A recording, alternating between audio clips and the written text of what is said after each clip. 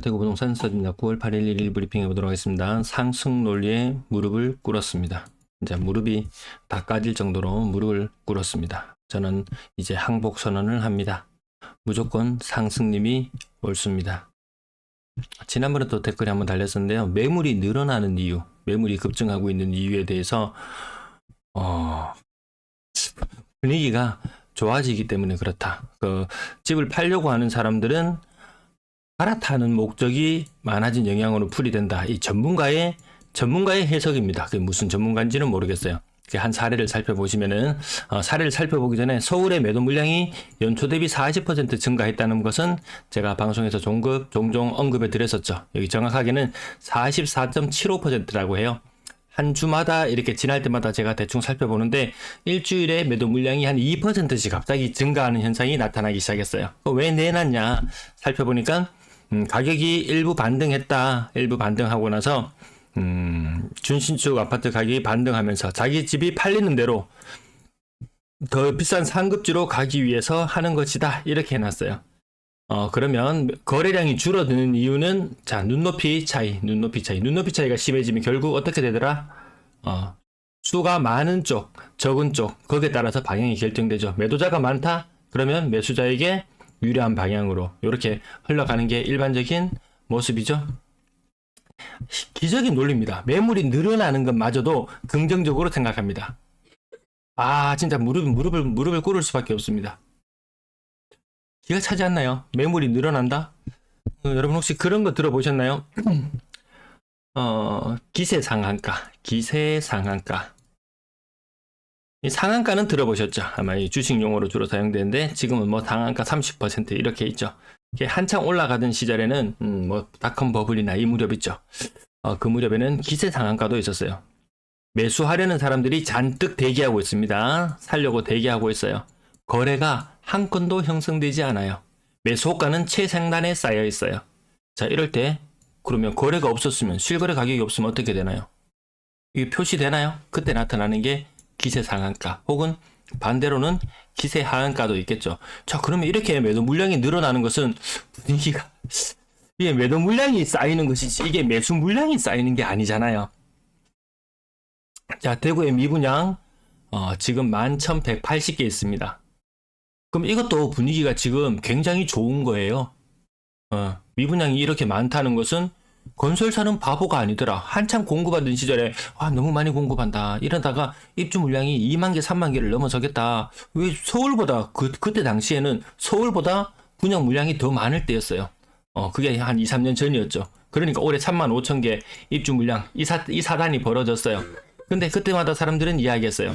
건설사가 바보가 아니다. 다 계획이 있다. 이렇게 많은 미분양 물량 다 소진할 계획이 있다. 분위기가 좋으니까 이렇게 많은 물량들이 있는 것이다. 라고 이야기하는 것과 지금 매도 물량이 켜켜이 쌓이는 상태에서 갈아타기 수요 이렇게 이야기하면 이것도 누군가는 다 옛날 집 팔고 이거 다 사줄 거다. 분위기 좋다는 증거입니다. 미분양 물량이 많다는 것이. 분양권 매도 물량도 천지빛깔입니다. 한 4,000개 정도 있는데요. 누군가는 또 구축을 팔고 이 분양권을 사서 신축으로 가려고 할 겁니다. 분위기 아주 좋습니다. 기적의 논리 앞에 무릎을 꿇을 참 국민연금 이야기 가끔 나오죠. 돈 더 많이 걷겠다. 돈 나눠주는 거는 그렇게 많이 나눠줄 생각이 없다. 국민연금 고갈까지는 아직 그래도 좀 남아있어요. 그럼 또 뭐가 문제냐? 건강보험 한번 보십시오. 건강보험은 지금 당장 수지가 지금 이미 적자 상태지 싶어요. 그동안 쌓아놓은 적립금으로 지금 충당을 해내고 있는데 이 적립금이 빵이 되는 것이 2028년경이 되면 이미 적자로 돌아서게 됩니다. 그러면 이 돈 걷어야 되죠? 건강보험 돈 걷어야 되죠? 국민연금 돈 더 걷어야 되죠? 전기요금, 가스요금 오른다고 난리 났죠? 돈 걷으려고 혈안이 되어 있습니다. 그래서 그러면 거래가 활성화되고 돈을 더 걷으면 되겠네. 세금 주택 거래를 통해서 세금을 더 걷어도 되겠네 했지만 요 나온 뉴스 있었죠. 지방 미분양 주택에 대한 양도세 면제라든지 지금 오피스텔이라든지 뭔가요 이거? 오피스텔이라든지 자, 이런 이야기들이 계속 나오고 있습니다. 아마 뭔가 나오긴 나오지 싶어요. 근데 아직까지 총선이 많이 남았는데 이걸 벌써 내준다?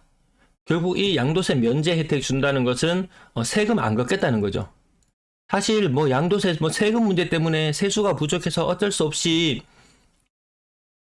주택 관련해서 이런 것들을 나올 수밖에 없다. 그 요구하는 건 뭔가요? 투자자들이 요구하는 것은 취득세 깎아줘. 취득세. 그 취득세 안 내고 양도세 안 내면은 이 부동산 시장에서 돈 못 걷죠. 결국 시중에 대출금만 더 늘어날 것이다. 그래서 부가세, 이 양도세 빠지는 것보다 부가세 빠지고 법인세 빠지는 게 더 많이 빠져요.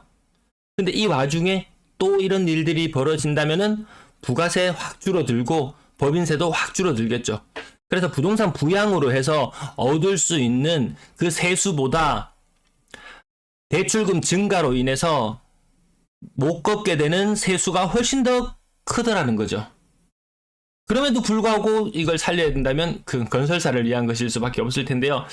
여기 지금 돈 많이 걷는 이런 문제들 있죠. 자, 보험, 건강보험, 국민연금, 그 다음에 각종 공과금들, 이런 것들 다 늘어나고 있는데요.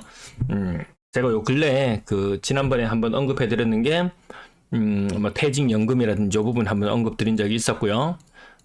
그리고 이 플랜을 한번 제가 짜다가 보니까 딱 맞닥뜨리는 게 그거였어요. 건강보험입니다. 건강보험. 내가 퇴직을 했을 때 이 건강보험이 부담이 될 수밖에 없어요. 그러면 지금 주택을 1주택 또 1주택 이렇게 한 개씩 더 추가로 더 투자 용도로 구매한다? 어떤 사람은 이런 경우도 있었어요. 1년에 월세를 1,000만 원 정도 받는 상가 건물을 하나 가지고 있었는데 이 상가로 인해서 건강보험이 한 300만 원 이상 나오는 이런 사태가 벌어지더라고요. 그래서 단순히 요 대출 내 가지고 요 탁탁탁 맞춰서 계산했는데 의외의 곳에 복병이 숨어 있을 수 있더라. 요 300만 원. 그리고 은행에서 돈 뽑아서 차곡차곡 잘 쟁여두면은 나중에 증여라든지 뭐 이런 부분에도 유리할 수 있고, 각종 보험료, 건강보험 지금 거두려고 좀 있으면 혈안이 되어서 날릴 거예요. 이런 부분들까지 생각해 본다면은, 야, 이거 투자로 주택을 계속 가져가는 게 폭등 없는 시장에서 이것을 계속 유지한다는 것이 과연 얼마나 큰 실익이 되어서 나에게 돌아올까라고 생각해 봤을 때 별로 없어 보여요. 괜히 이거 엄한 거 좀 잘 짱박아 두면 되는데 이런데 돈 다 해놓으면 재산 상황 다 드러나죠. 이로 인해서 기초연금 탈락한다고 한번 노령연금 한번 탈락한다고 생각해 보시면은 몇 년 또 후가 되면은 이게 막 70만 원, 80만 원 될 텐데, 막 80만 원 부부 합쳐서 한 80만 원 된다고 해봅시다. 그 돈 1,000만 원 되거든요, 1년에. 괜히 주택 사가지고 요거 월세 조금 받으려고 하다가 건강요금 뻥튀기 돼, 요것도 뻥튀기 돼. 이거 괜히 엄한 주택 사가지고 남들 따라 하려고 하다가 피 볼 수도 있습니다. 그 부분도 한번 생각해 봐야 될 것 같아요.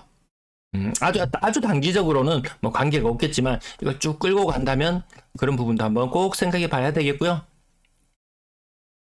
지금 이 부분에 대해서 다시 매도 물량이 늘어나는 부분, 저는 요 갈아타기보다는 그동안 물려있던 사람들, 고점에 물려있던 사람들, 혹은 더 낮은 가격에 샀던 사람들, 양도차익 이제 실현하란다. 양도차익 실현 목적이지. 일단 요거 실현하기 위해서 지금 매물로 내놓는 건 맞죠. 그 이후에 이 돈 가지고 갈아타려고 하는지, 이것을 갈아타려고 하는 것이었는지, 아니 돈을 꼬부쳐 두려고 했는 것이었는지, 이거 알 수 없더라는 거죠. 근데 무조건 갈아타기로 다 보고 매도 물량이 늘어나는 것은 아주 긍정적이다. 긍정적이다. 서로 더 비싼 집, 더 좋은 집을 살려고 혈안이 되어 있다. 미분양이 이렇게 많은 것도 언젠간 다 해소될 것이다. 건설사는 바보가 아니다. 다 계획이 있는 것이다.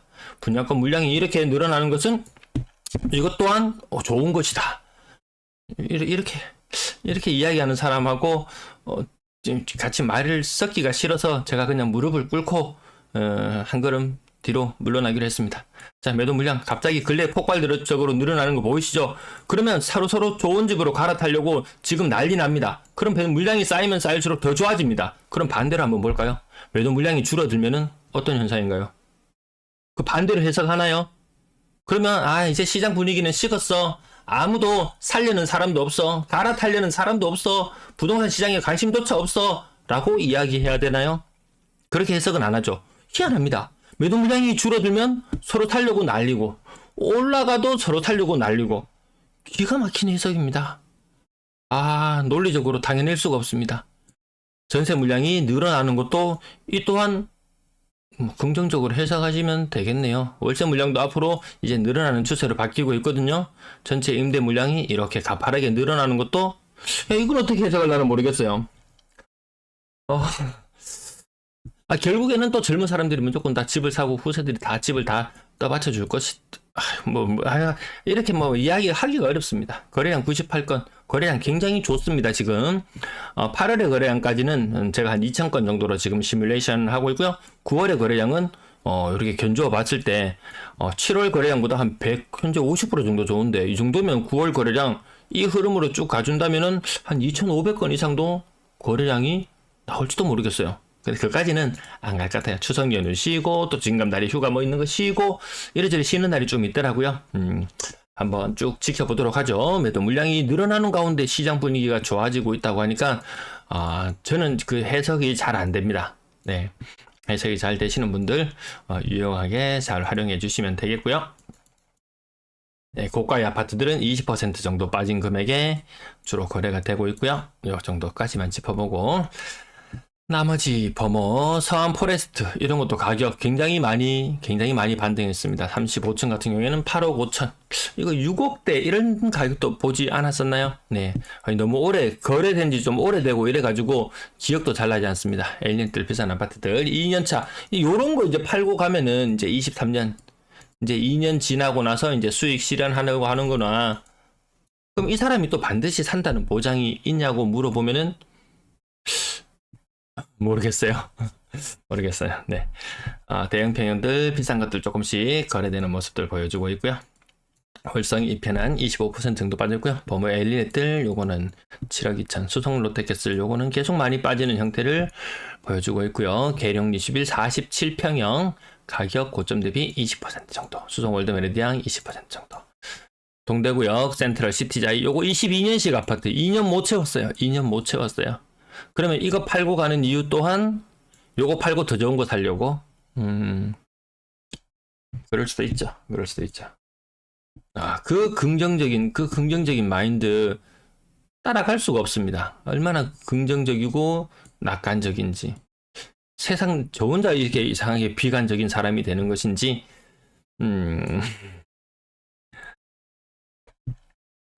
네, 이런 모습들 대략 30% 정도 빠지는 것도 나타나고요. 이런 것들 25% 정도 빠졌는데 더 많이 빠질 때 30% 이상 빠졌던 거.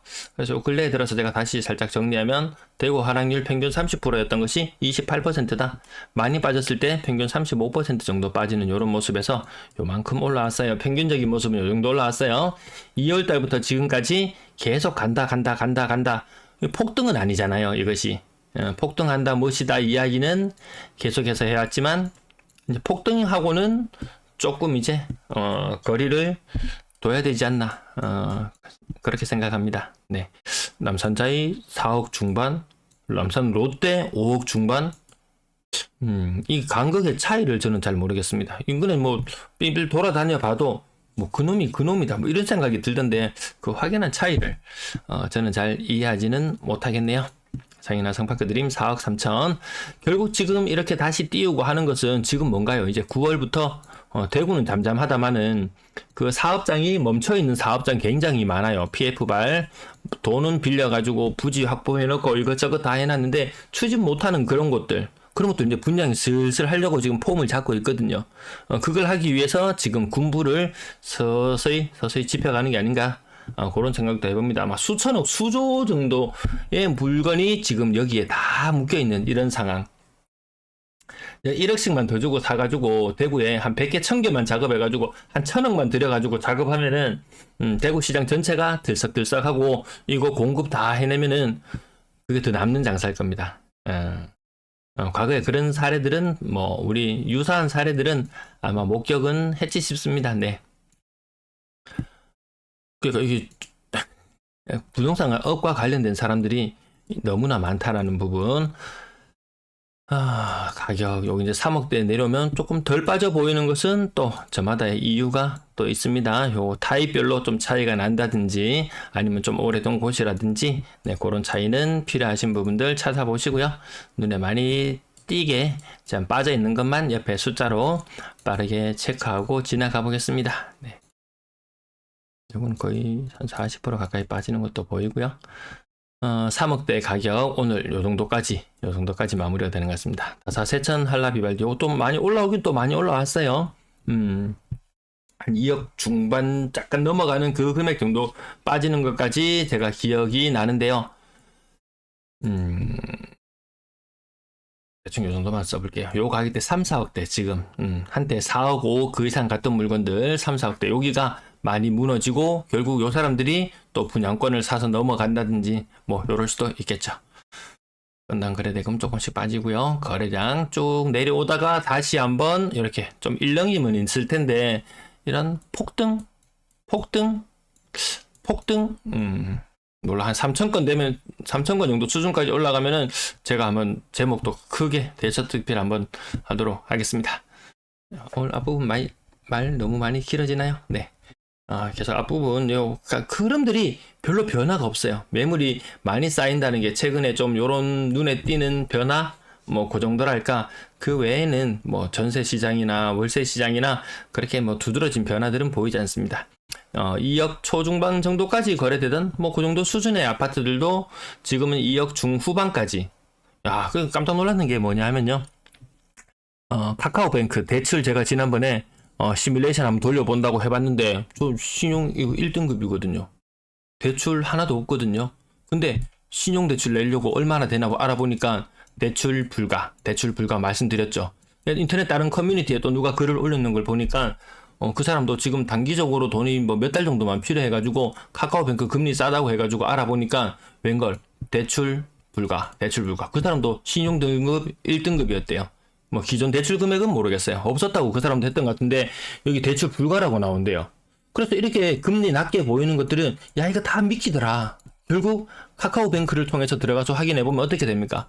다른 은행들 뭐 저축은행이나 다른 은행들하고 연계합니다. 연계해서 중간에 수수료만 떼먹지 야 이게 사람 유인책으로만 쓰는 거 아닐까. 정말 신용대출에서 요 근래 들어서 카카오 대출 혹시 뱅크에서 뭐 신용대출이나 마이너스 통장이나 아주 낮은 금리로 뭐 이렇게 홍보하는 것들 있잖아요. 그러면 혹시 대출 받으신 분들 있으면은 제 채팅창에 댓글 좀 남겨주세요. 정말 대출하는 이게 은행 기능이 맞는지 아니면 중개하는 기능만 하는 것인지 의문이 들 정도라니까요. 희한합니다. 네. 남산자이 하늘 작가 요 가격이 한 게 눈에 띄었는데 전세 가격이 2억 5천입니다. 또 급한 사람들은 가격 더 내려놓습니다. 더 내려서라도 일단 나가고 볼 일입니다. 왜냐? 지금 매물이 다시 늘어나고 있거든요. 1, 2천만 원 더 받으려고 하다가 손님 뺏기면은 이거 공실 예전에 길어져서 시급하는 경우 그런 경우들 보셨죠? 그런 경우가 또 생길지도 모릅니다. 전세 거래량이 특별히 많지는 않고 뭐 돈 몇 천만 원 더 차이 나는 거 임차인 입장에서 어차피 자기 자본 비중 좀 높은 상태가 있었던 사람들 같으면은 뭐 2억 5천 6천 그래 2억 6천 새 집이야 에어컨 4개 다 있고 그래 뭐 그거 가지 뭐 이런 식으로 되어서 가격이 일부 조금 더 올라가고 그것도 영향이 하나. 또 다른 것은 갱신을 통해서 임대인과 가격 협상을 좀 했는데 임대인이 좀 양보를 좀 덜 하죠. 야, 니 나가면 어차피 이사비 들고 복비 들고 다 할 건데 그냥 요 있어라. 하게 되면은 또 거기서 또 약간 플러스 되는 요인도 있을 거고요. 그러니까 뭐 요인들은 무지하게 많습니다. 근데 단순히 가격만 딱 보고 가격 반등하는 거 봤지? 가격이 전세 가격이 반등하니까 매매 가격도 반등을 할 것이고 갭 투자가 다시 올 것이고 뭐 또 이렇게 또 하면 또 할 말은 없고요. 그 설명하기에는 단순히 뭐 하나다 꼭 집어서 이야기하기에는 굉장히 어려운 부분들이 있다라는 부분들까지 말씀드리면서 오늘 내용 여기까지 마칠게요. 시청 감사합니다.